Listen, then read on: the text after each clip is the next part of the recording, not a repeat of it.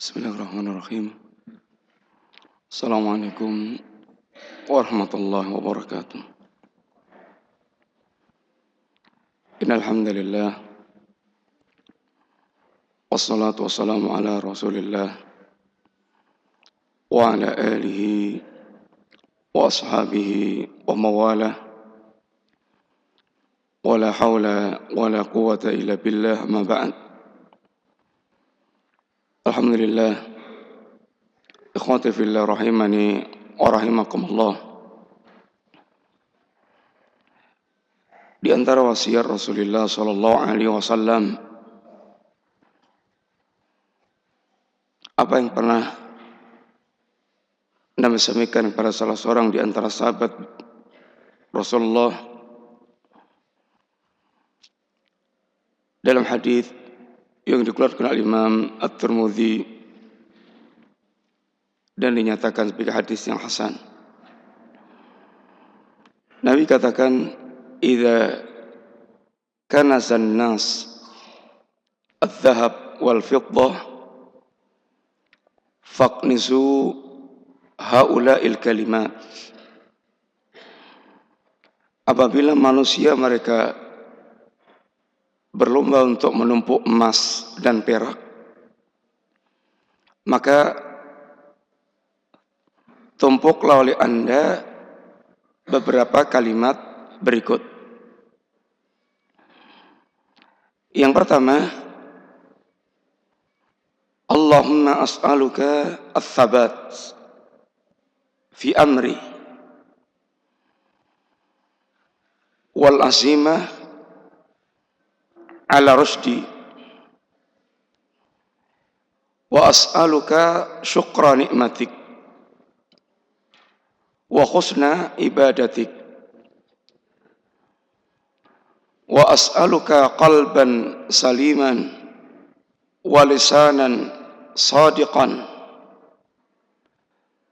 wa as'aluka min khairin ma ta'lamu wa a'udzu bika min syarrin ma ta'lamu wa astaghfiruka lima ta'lamu.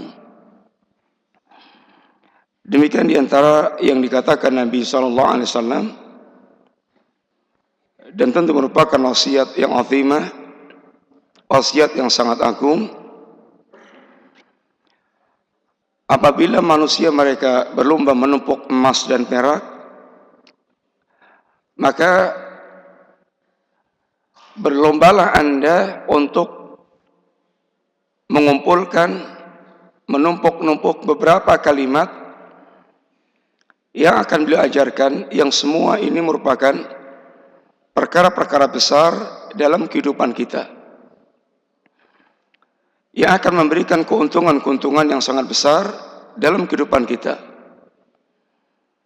dan keuntungan yang akan kekal dunia dan akhirat. Lain dengan orang yang mereka mengumpulkan emas dan perak, yang secara umum itulah yang menjadi apa yang banyak dilakukan oleh manusia secara umum, mengumpulkan emas dan perak dengan tujuan menjadi orang yang memiliki cadangan yang bisa memenuhi kebutuhan dia sebanyak-banyaknya. Akan tapi di balik ini, seandainya tidak disertai dengan ketakwaan kepada Allah Subhanahu wa taala, maka akan banyak menimbulkan madarat, menimbulkan musibah dan masalah dalam kehidupan. Sebanyak masalah yang berkaitan dengan kerakusan orang terhadap perkara dunia, dan sampai pada mereka melupakan segala apa yang berkaitan dengan Allah dan agama Allah dan kampung akhirat.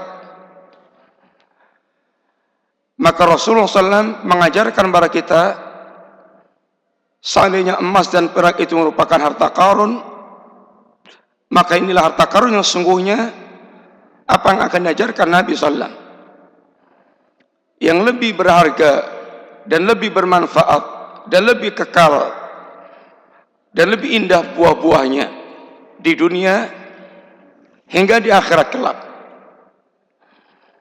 Itu Rasulullah SAW mengajarkan sebuah doa yang sangat agung. Yang isi doa Nabi yang pertama, Allahumma as'aluka ats-tsabat fi amri. Ya Allah, aku minta kepada Engkau ats-tsabat, keteguhan dalam urusan agamaku. Wal asimah ala rusdi, dan tekad yang kuat di atas kebenaran. Wa as'aluka syukra nikmatik, dan aku minta kepada Engkau bisa selalu mensyukuri nikmat yang Kau berikan. Wa husna ibadatik, dan baiknya ibadah yang aku lakukan. Wa as'aluka qalban saliman, aku minta kepada Engkau hati yang selamat. Wa lisanan sadiqan, lisan yang jujur. Wa as'aluka min khairin ma ta'lamu, dan aku minta kepada Engkau kebaikan yang Engkau ketahui. Wa a'udzubika min syarrin ma ta'lamu, dan aku berlindung padamu dari seluruh kebaikan yang dari seluruh keburukan yang Engkau ketahui. Wa astaghfiruka lima ta'lamu, dan aku mohon ampun kepadamu dari segala dosa yang Kau ketahui. Ini ikhwan, doa yang diajarkan oleh Rasulullah sallallahu alaihi wasallam. Ulangi, apa di antaranya?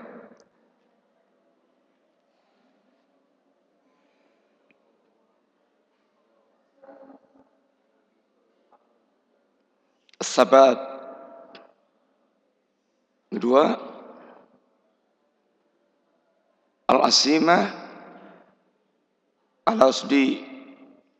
Yang ketiga, bayu sepegang.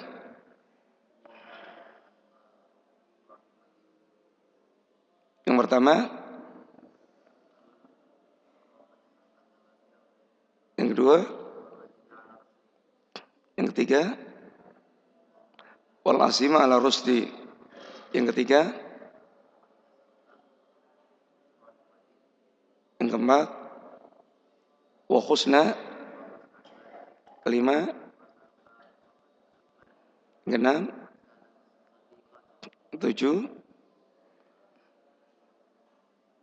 as'aluka min khairin,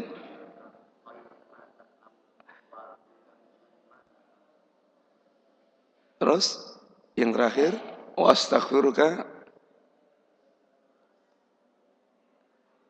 astaghfiruka lima ta'lam.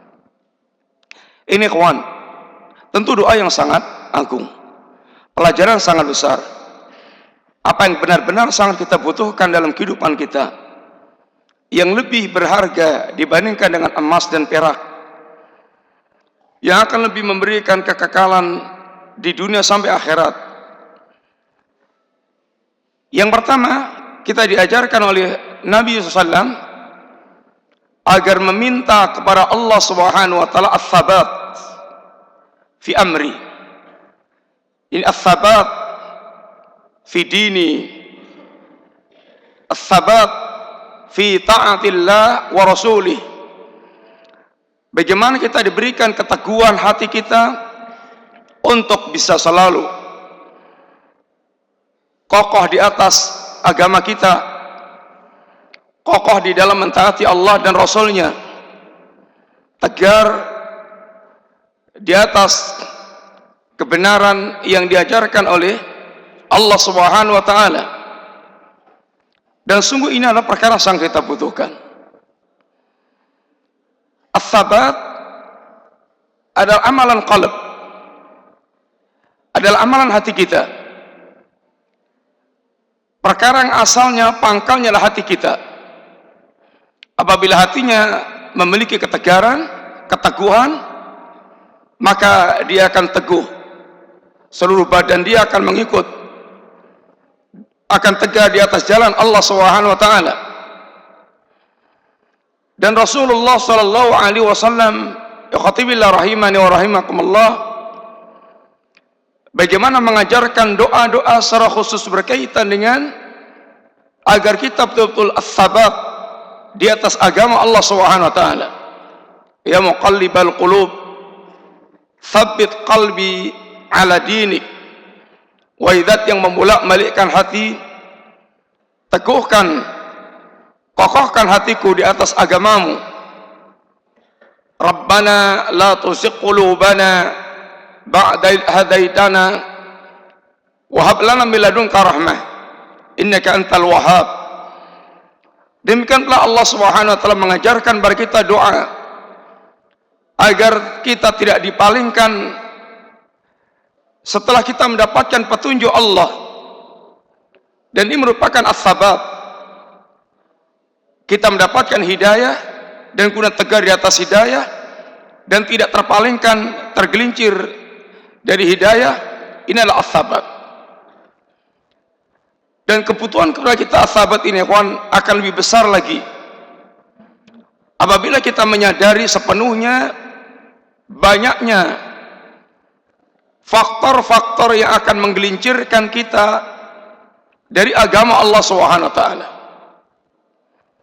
Yang para ulama ringkas dari seluruh faktor yang akan menggelincirkan agama kita dalam dua kalimat besar, ini syahwat dan syubhat.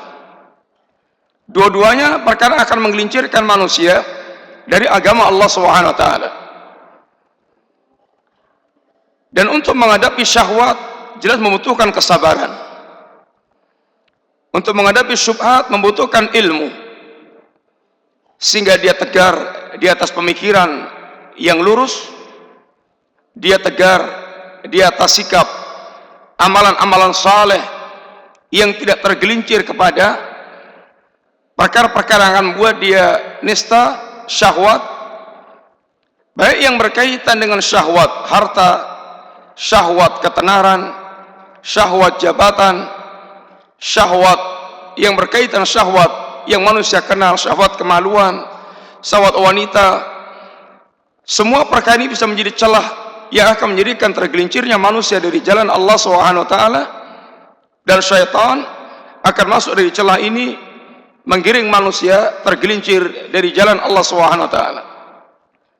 Ikhwati billah, as-sabat nama lain daripada istiqamah di atas agama Allah Subhanahu wa taala. Dan inilah kewajiban besar kita dua, kata Nabi. Yang pertama al-iman, yang kedua istiqamah. Sehingga ketika datang seorang sahabat Rasulullah SAW dan bertanya, ya Rasulullah, allimni syai'an qul li fil Islam qalan la as'alu anhu ghairak qul amantu billah thumma istaqim. Ketika datang seorang sahabat kepada Nabi SAW, ya Rasulullah, ajarkan berat sebuah kalimat dalam Islam yang tidak perlu lagi aku bertanya kepada selainmu. Nabi katakan, qul amantu billah, katakanlah aku beriman kepada Allah Subhanahu wa taala, thumma istaqim, kemudian istiqamahlah Anda. Tentu kalimat iman, kalimat yang menunjukkan makna iman seperti yang dikatakan para ulama, yang berkaitan dengan keseluruhan ajaran iman kepada Allah dengan seluruh konsekuensinya dan seluruh kelazimannya. Kemudian setelah itu dia dituntut istiqamah. Dia tidak tergelincir, tidak terpeleset ke tidak peleset, tidak menyerang ke kanan atau menyerang ke kiri, lurus di atas tuntutan iman.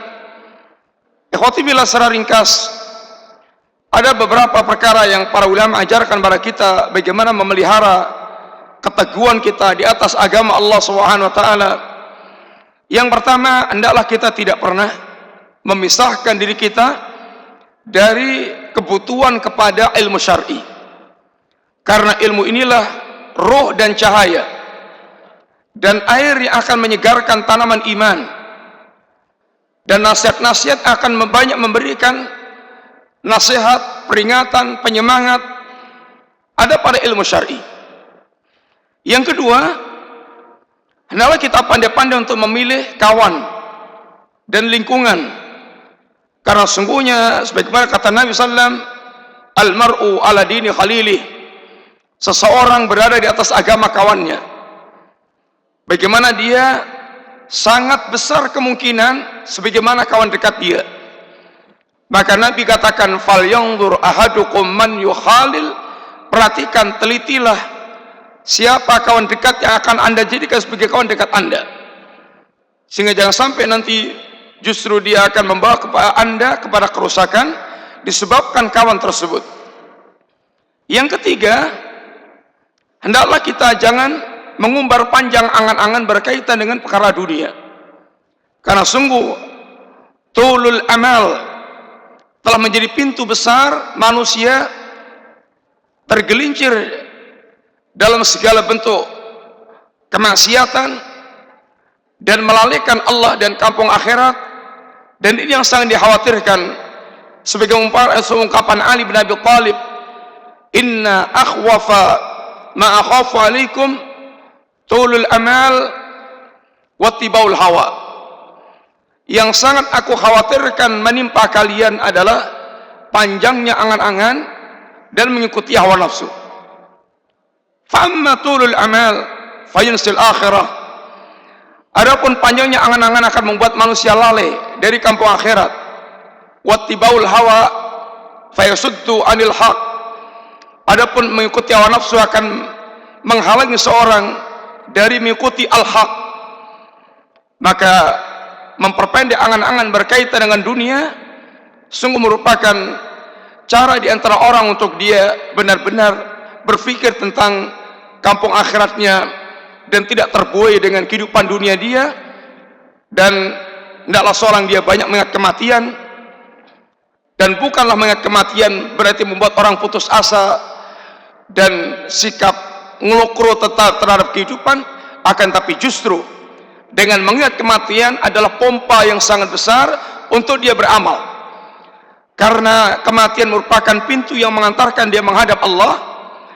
Dan tidak akan bahagia orang ketika menghadap Allah kecuali dengan amal saleh. Sehingga orang mereka banyak mengingat kematian, sungguh dia akan terpompa untuk menyiapkan amal saleh. Setiap saat dia kembali kepada Allah, dia memiliki amal yang dia banggakan di hadapan Allah Subhanahu wa taala. Sebagaimana yang diingatkan oleh Al-Imam At-Taqa, barang siapa yang dia banyak mengingat kematian, Allah akan berikan 3 hadiah. Ini nasyatul ibadah, kemudian suratul taubah, qanaatul qalb. Barang siapa dia banyak mengingat kematian, Allah akan berikan hadiah yang sangat berharga, yaitu semangatnya dia dalam ibadah, kemudian cepatnya dia dalam bertaubat, dan qanaahnya hati terhadap perkara dunia ini. Demikian insyaallah kita lanjutkan pembahasan kita pada pertemuan akan datang bismillah. Mudah-mudahan bermanfaat. Wassallallahu ala nabiyyina Muhammadin wa ala alihi wa sahbihi wasallam. Assalamualaikum warahmatullahi wabarakatuh.